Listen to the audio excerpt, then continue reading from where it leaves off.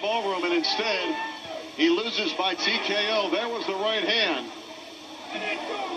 But the cut happened before that right hand scored.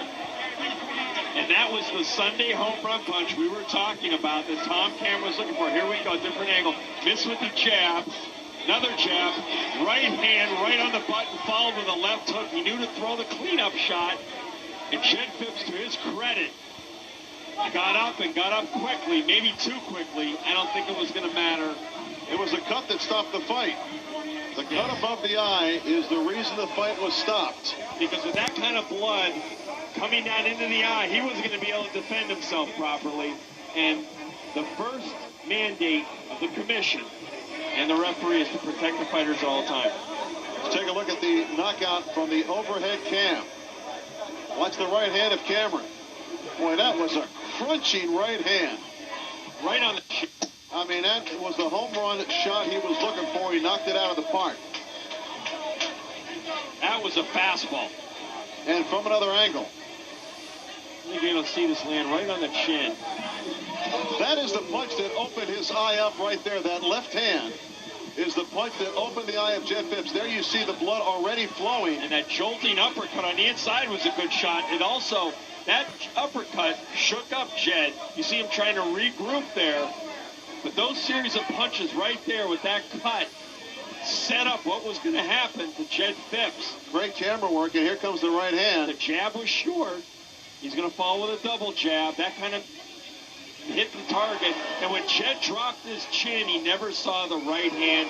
The cleanup shot, Phipps was already going down. The left hook high to the head. It was all over for Jed Phipps. Rough ending for Jed Phipps. Let's go to Pat O'Malley. Please, ladies and gentlemen, the winner by TKO at 2:28 of round 5, Thomas the Ripper Cameron.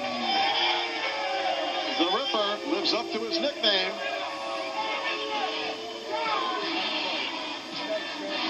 We'll be right back with John Scheinman and an interview with the winner. There is the punch, the left hand that opened the eye of Phipps. And you're right, John, the uppercut started the descent of Jed Phipps. Again, we're going to see a double jab. The first one's going to be short. The second one's going to be enough just to distract Phipps enough where he drops his chin and gets caught with the right hand and the left hook. I had Phipps ahead 39-37 through 4 unofficially. That was the 5th round. A stunning, devastating knockout of Jed Phipps. Let's go to John Scheinman with the winner, Tom Cameron. Well, Thomas, you told me at the weigh-in that you felt that Jed Phipps was made to order for you. It wasn't that easy. But let's start off by talking about the knockout. I love a good fight. Give him a lot of credit. He hung in there well. I mean, he had some good skills. He surprised me. But I came through. I caught him with a clean shot right on the chin. Picture perfect. That's why I want Mike Tyson. Same thing will happen to him. Now, you told me that you trained differently for this fight than the last time we had you on the ballroom, did a lot more road work, but you seemed to be gasping throughout the fight, and after the early flurry in the first round, Jed Phipps seemed to take control. Yeah, I was a little bit exhausted. This fight was fluctuating. The day fell through. My timing wasn't right on, but I knew I was in good enough shape to get rid of him. It seemed that toward the end, when you started to bust him up, the key was getting your jab going again. Was I right on that? Yes, you were. The corner was yelling at me to jab. I finally started back jabbing, and everything started coming off. What was it about Jed Phipps that you thought was going to be easy for you coming into this fight? Well, tall guys normally are lanky, not a whole lot of power, but he did have good power. He shook me up on occasions, but I knew I could weather it, and I knew I could get to his chin eventually. I got a question for you. Your record, I think, is 14-17 now. How the heck are you going to get Mike Tyson in the ring? I know you've been calling him out. Well, a few more fights like this, and my aggressiveness and power, I'm sure, will prevail, and I'll get some big fights. Whether it's Tyson, he might be washed up, but we'll get somebody in there. Thomas Cameron, body beautiful, the Ripper, gets the win in the ballroom over Jed Phipps. Let's go back to ringside.